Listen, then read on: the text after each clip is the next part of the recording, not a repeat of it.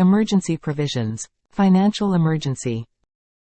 Financial emergency, grounds of declaration. Article 360 empowers the President to proclaim a financial emergency. Grounds of proclamation. If the President is satisfied that a situation has arisen due to which the financial stability or credit of India or any part of its territory is threatened. Under such a situation, the executive and legislative powers will go to the centre. Like the other two types of emergencies, it has also to be approved by the Parliament. 38th Amendment Act of 1975.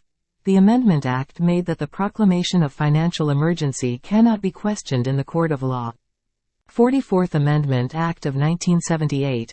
The Amendment Act deleted the provision inserted by the 38th Amendment Act of 1975, which suggests that the President's satisfaction is not immune from judicial review. Now the financial emergency is under judicial review. Parliamentary approval and duration of financial emergency.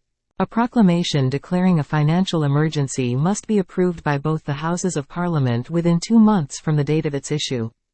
However, if the proclamation of financial emergency is issued at a time when the Lok Sabha has been dissolved or the dissolution of the Lok Sabha takes place during the period of 2 months without approving the proclamation, then the proclamation survives until 30 days from the first sitting of the Lok Sabha after its reconstitution, provided the Rajya Sabha has in the meantime approved it.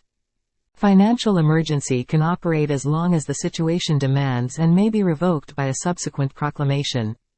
The proclamation once approved by the Parliament with simple majority continues indefinitely till it is revoked. This means, there is no maximum period.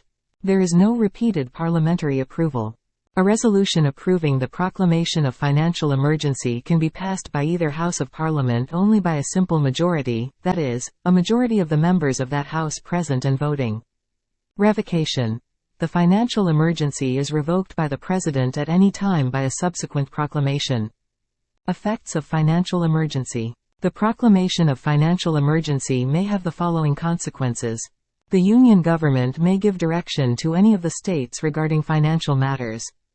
The President may ask the states to reduce the salaries and allowances of all or any class of persons in government service. The President may ask the states to reserve all the money bills for the consideration of the Parliament after they have been passed by the state legislature. The President may also give directions for the reduction of salaries and allowances of the central government employees, including the judges of the Supreme Court and the High Courts. Conclusion. Financial emergencies can arise from various factors such as economic downturns, external shocks, natural disasters, or geopolitical events. Therefore, constitution makers have made the provisions to deal with such unforeseen circumstances. Governments typically respond to such emergencies with policy measures, fiscal stimulus, and other interventions to stabilize the economy. Thank you.